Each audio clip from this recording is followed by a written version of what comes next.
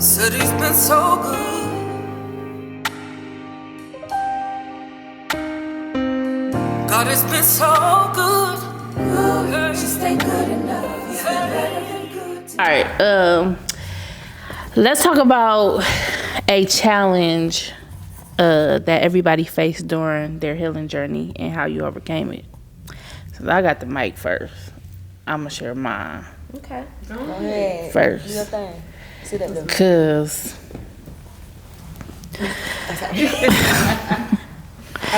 so for me, actually mine is now. My current stage is like the toughest time right now in my healing journey because I've been trying to revert back to old ways.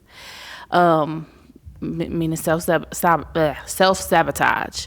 And I think I lost what I know my value and my worth is. I came to a point where like I've been single for so long, for 2 years now. And I hit a point where like I wasn't craving a relationship, or a person for a long time. So then I hit a point where I'm craving that. I'm craving a relationship. I'm craving a person. And companionship. And to the point where I can see that I am reverting to, I will settle for anything, you know what I'm saying, just to have that feeling, just to have, oh, good morning text, or how you doing, knowing that I shouldn't be talking to this person. And it's been, and if I'm being honest, because I'm going to be honest and transparent about it, it's been hard for me to break it off with a certain person. Meaning, like, I'm not dating. I'm not, like, we're not, meaning, like, to stop talking to this person. And also, too, I don't know, I'm still learning how to reject somebody. Is this the person that I told you? We not going all the way there. I ain't gonna do that. But, yeah, and it's been hard. But I know for a fact, and even God, like, been saying, like, nah, this not it. This not what I got for you. This not it. I have more for you. And also, this not even the time for you to be talking to somebody. Relationships are distractions for me. And once again, I'm on assignment right now. That is a distraction. And also, it's a distraction from my faith. I don't know how to balance a relationship and balance, I'm gonna be honest, my faith, like, at the same time. So that's what I'm struggling with right now in my healing journey. So Is that? go ahead. No, because I wanted to ask a question because you're saying you don't know how to navigate as far as doing your assignment and wanting the companionship. Yeah. Can you have the companionship, say if you got somebody that's coming along that is on the same path you're on? Yeah. How does that work? Do you still kind of try to not deal with that, or is it just somebody that's not on the same path? No, it's somebody that's definitely not on the same. Okay. I mean, like, that. Don't get me wrong. He not a bum or nothing. Like, he got stuff going on. You know what I'm saying? But first of all, our beliefs are different. Okay. I don't want to say our beliefs are different, but my faith, how I walk in my faith is different. Like, I want somebody who can pray for me, who I could have a conversation with you about God, who will go to God and pray about me, who, if I tell you to pray, it don't seem like you get a little, because I know sometimes when you say, did you pray about it? You know what I'm saying? In that moment, sometimes you be a little frustrated. But I just want somebody who, like, we got the same type of beliefs, you know what I'm saying? Like, you go to God first. You know what I'm saying? And I don't get that with this person. Like, we don't have conversations about God. He believes, but I don't think he has a relationship. You know what I'm saying? There's a difference between believing in God and having an actual relationship and building a relationship with God. You know what I'm saying? I don't get that. So also too, I believe God will send you somebody they don't have to be doing the same thing that you're doing, but your purposes have to align. Mm-hmm. If they don't align, your person is never going to understand the things that you're doing. You know what I'm saying? And that could put a strain on the relationship also too, because they don't understand, or they may feel like, oh, you put more into what you're supposed to be doing than me, or they may be jealous, or they may feel like they need more time. You get what I'm saying? They just won't understand. I feel like you'll know. First of all, if you don't have peace in something, if God don't give you peace in it, that's the first sign for me. There's no peace. You know what I'm saying? My emotions be up and down. It's like that push and pull or whatever. And that's nothing from God. You know what I'm saying? When somebody steadily got your mind wondering, or even if you're confused, God don't bring confusion. So that's the first sign right there, you know.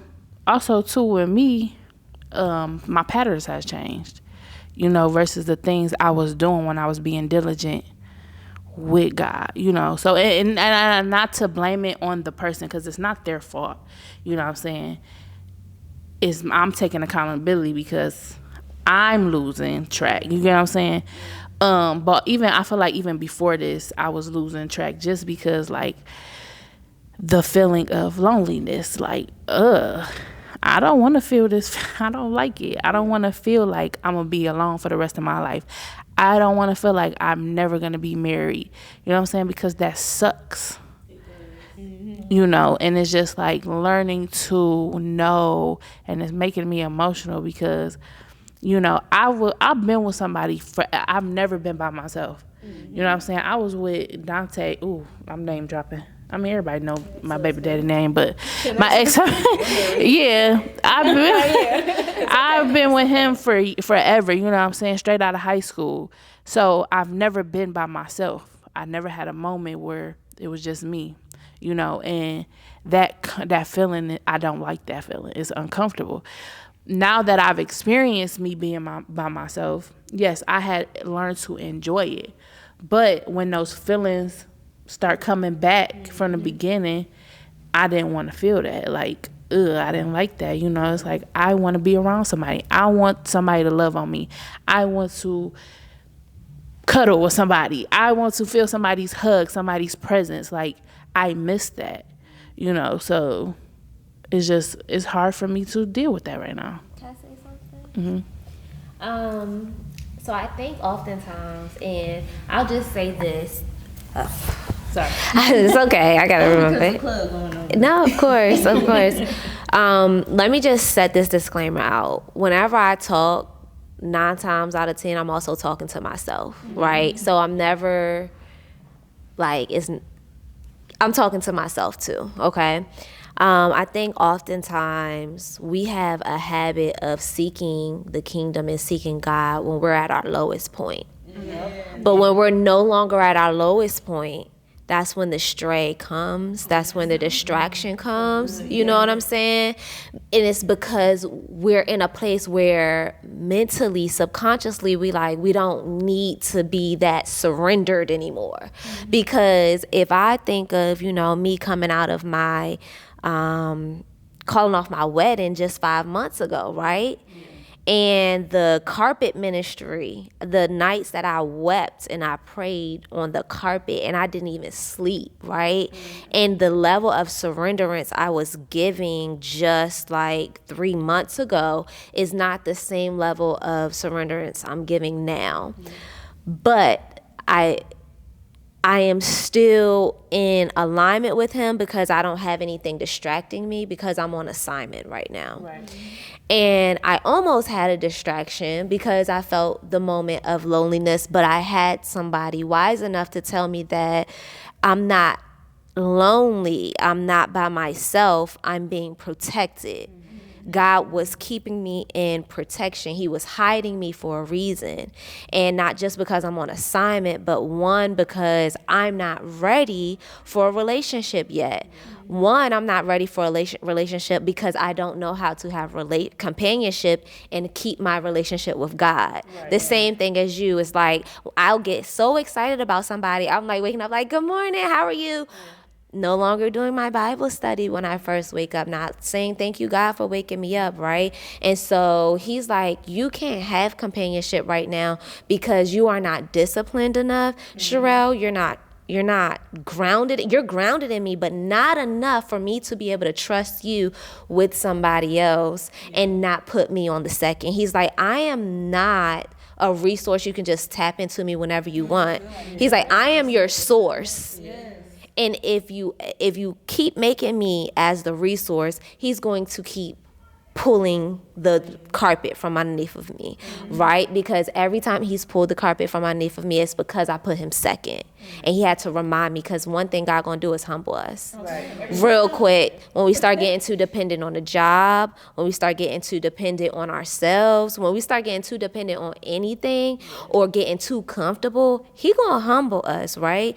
And I realized that God humbles me when I start putting him second. So to go back to my point of what I want to continue saying to you is that I really, and I know we talk, but I really just want to encourage you to look at it as a sense of, start telling yourself I'm not lonely.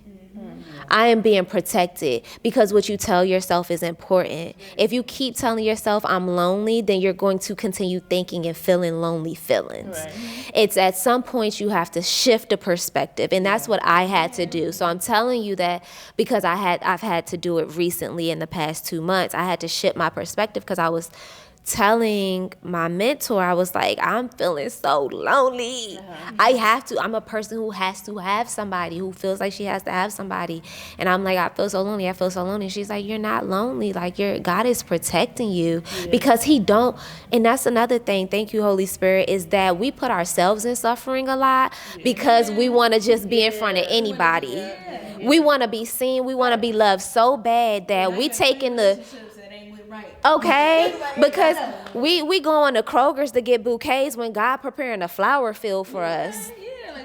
Like, why am I messing with these men that get Kroger bouquets, and God is like, but he like, I got a whole garden for you, but you so worried about fulfilling whatever feeling you have right now, you can't even wait for the greatness. So like, just shift your perspective, because that's what I had to do, and it's not easy. It's not easy. It's not going to be. Anything that is great is never going to be easy. Anything that is for you, and it ain't going to be easy. So it's not going to be easy, but you have to start at some point. Because if you never start to shift your perspective, if I never started to shift my perspective, then I would have never gotten to the place where I am now. But at some point, you have to shift your perspective. So that's all I have. You said you wanted to piggyback off that. Yeah, no. So I'm the friend that's been single for 7-8 years and always been the single friend. I've never, I've dated or whatever, but I've never had like, okay, I'm in a relationship again. Only relationship I was in was with my child's father, and that was a whole nother story. But yeah, so like you said, I come to now 7 years in, my perspective is already like, you got to step now. Like, now I'm seeing myself as queen or I'm king, and you got to, but you have to see yourself as that and rewire your brain around the loneliness. Yes, I get those feelings all the time. Like, yeah, I make mistakes. Yeah, I done hit such up and knowing I ain't supposed to, but you have to know better. Like, at some point, you got to know better and make better choices and just rewire your brain, like really rewire your brain, a way you think about things, because like you said, like how I'm thinking about it is I'm waiting on God's best. Like, even the feelings of loneliness do come, but when I do feel them, I'll be like, you know what, I'm gonna be settled on this right now. Let me just hold on, wait a minute, a little longer. And every time I'm going through something, I'll be like, you know what, God got something for me, bro, because, baby, I ain't about to keep going through the same thing. So it's definitely your perspective of how you look at it. And see yourself as queen. Like, see yourself as hierarchy to where nobody can touch you for real. That's how.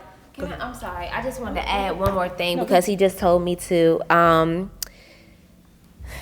The closer you get to the greatness that God has for you, the more the enemy is going to try to send a distraction and to keep you from it. You know what I'm saying? That's true. And you're on assignment. So we're on assignment. Whatever our assignment is, we're on assignment. And the closer we get to that breakthrough or that greatness, right? The enemy is, he only knock on doors of the people who have greatness behind them, right?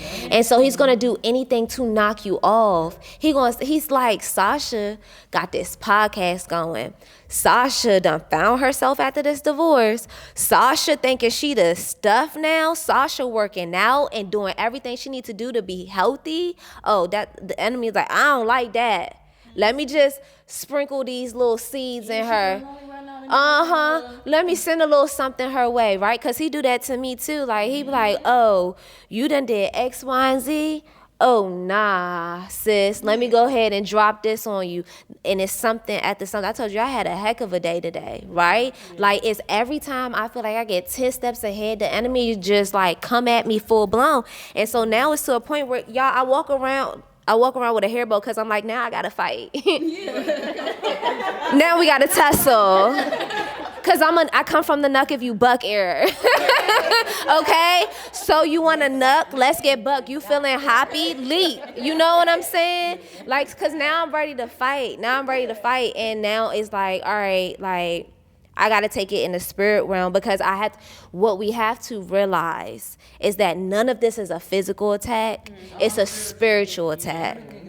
Everything is a spiritual attack. And because you're on assignment and you keep saying, I'm on assignment, and the enemy keeps hearing you say, oh, she knows she on assignment, which means she knows she's called, which means she knows who she is, and she's saying it, I'm on her butt. Like, I'm on her butt. And so we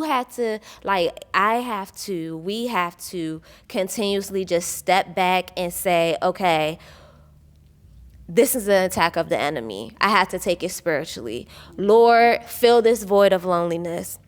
Lord, fill this void of me feeling unseen and unheard. Lord, fill whatever it is. Like, Lord, fill whatever it is. And just like, it's not just changing your perspective, but using the power in your tongue. Because if we continuously, you confess out of the mouths, and so it shall be. Like, yes, you have to be honest with yourself and acknowledge how you're feeling. That's the first step. But what are you doing after that? What are you saying immediately after I say, I am feeling lonely? I am feeling lonely, but my daughters are here. I am feeling lonely, but I have a home that I could sit and turn on a good movie, pop some popcorn with my kids. I am feeling lonely, but I have friends I can call.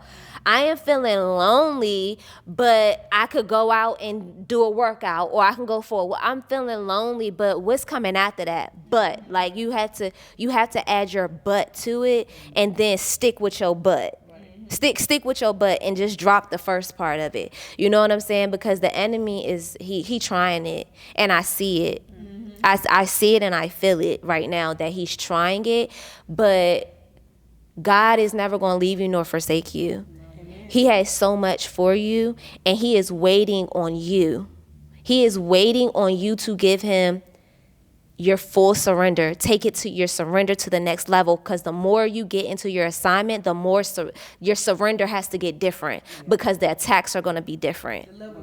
It's getting harder, and it's getting harder, and it's getting harder, and it's getting harder. So he is waiting on you to step up, put your big girl pants on, and just do it. That is what he's waiting for you, because if you do not just do it, you are going to be letting not just yourself down, but the hundreds and thousands of people that you are called to lead and minister to down. There's too much responsible on your plate, right? You're responsible for too much, and I know we're responsible for ourselves too, and we got a lot going on, but nothing we're going through is about us. Newsflash for us, nothing we're going through is about us. Our suffering cannot be in vain. You did not go through your divorce for you to come up out of it the way that you did, for you to relapse and not do nothing with it.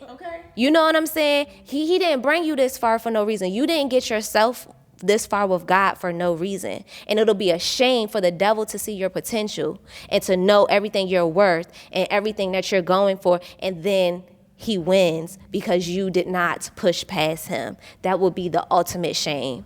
The ultimate shame. So that's something we gotta live with. We gotta live with not living up to our potential. We gotta live with not making the best decisions for ourselves and your kids. Do it. Us and everything. Do it. Lock in and just do it. Make the decision and lock in and just do it. Change your perspective, change how you talk to yourself, and acknowledge it. Okay?